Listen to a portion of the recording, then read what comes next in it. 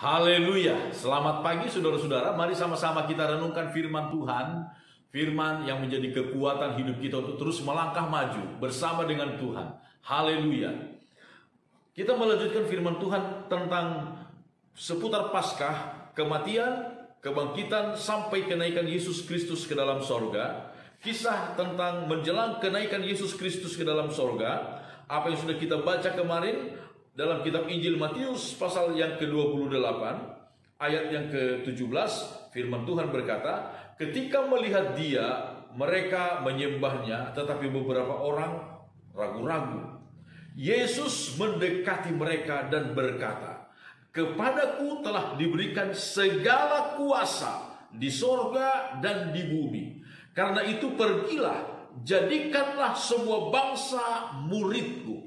Saudara-saudara, dengan tegas Yesus berkata, kepadaku telah diberikan segala kuasa di sorga dan di bumi, bahkan yang ada di bawah bumi sekalipun, di dalam dunia orang mati sekalipun, segala kuasa sudah ada di tangan Tuhan. Saudara-saudara, itu memberikan sebuah alasan bagi kita, orang-orang yang percaya. Yesus berkata, karena segala kuasa sudah ada di tangan Tuhan, karena itu pergilah, jadikanlah segala bangsa menjadi muridku. Saudara-saudara, karena segala kuasa sudah ada di tangan Tuhan, maka satu-satunya alasan bagi kita harus menjadi pemberita Injil. Kita harus menjadi saksi.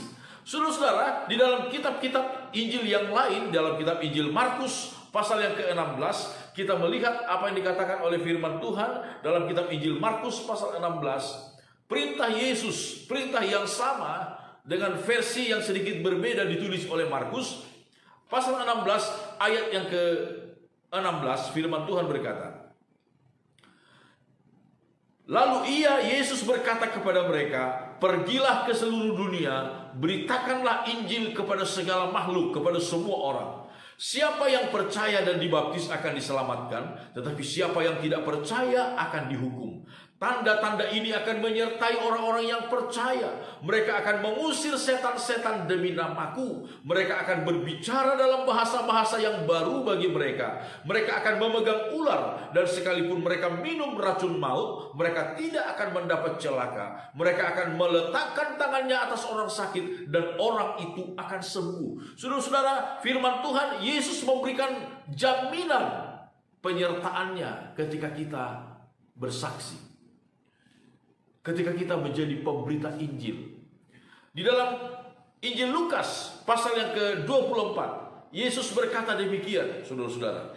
Di dalam Injil Lukas 24 ayat 46, kata Yesus kepada mereka, ada tertulis demikian, Mesias harus menderita dan bangkit dari antara orang mati pada hari yang ketiga. Ayat 47. Dan lagi, ini kata Yesus kepada murid-muridnya, dalam nama Yesus, berita tentang pertobatan dan pengampunan dosa harus disampaikan kepada segala bangsa, mulai dari Yerusalem.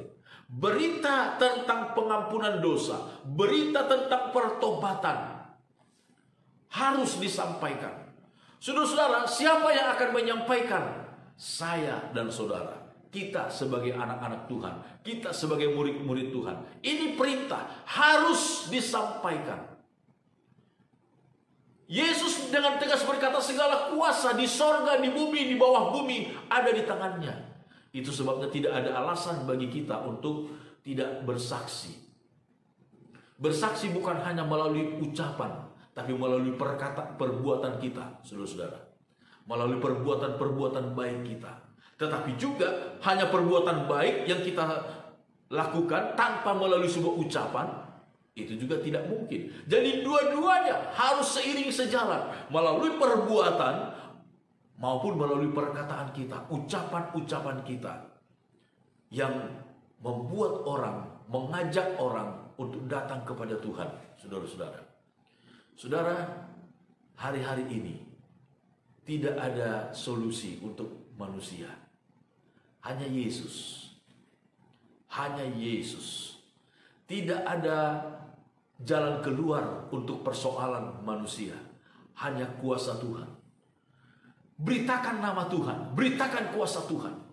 Paulus dalam pelayanannya, dia mengatakan demikian dalam kitab 2 Korintus pasal yang kedua, ayat yang ke-14, saya membaca firman Tuhan berkata demikian.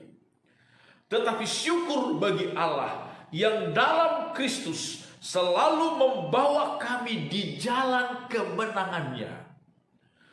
Dengan perantaraan kami, Ia menyebarkan keharuman pengenalan akan Dia di mana-mana. Oh, luar biasa, saudara.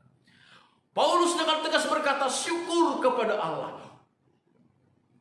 Dalam Kristus Yesus selalu membawa kami di jalan kemenangannya. Banyak tantangan, banyak ancaman, iya. Banyak intimidasi, iya, saudara-saudara. Tetapi Paulus dalam kesaksiannya berkata, Allah, Tuhan, Yesus Kristus selalu membawa dia, Paulus, di jalan kemenangan. Bahkan melalui perantaraan kami, dengan perantaraan kami, Allah menyebarkan keharuman pengenalan akan dia di mana-mana. Saudara-saudara, apakah kita sudah menyebarkan keharuman pengenalan akan Tuhan di lingkungan kita, saudara-saudara? Mari kita menjadi saksi bagi Tuhan. Ingat, satu paket, dua hal. Perkataan dan perbuatan kita. Sekali lagi, perkataan dan perbuatan kita. Itu satu paket, tidak boleh dipisah, tidak bisa dipisah. Biarlah kita menyebarkan keharuman pengenalan akan Tuhan di mana-mana, di segala tempat di mana kita berada. Dan kita akan melihat kemenangan dari Tuhan pasti menjadi bagian kita. Amin. Tuhan memberkati kita.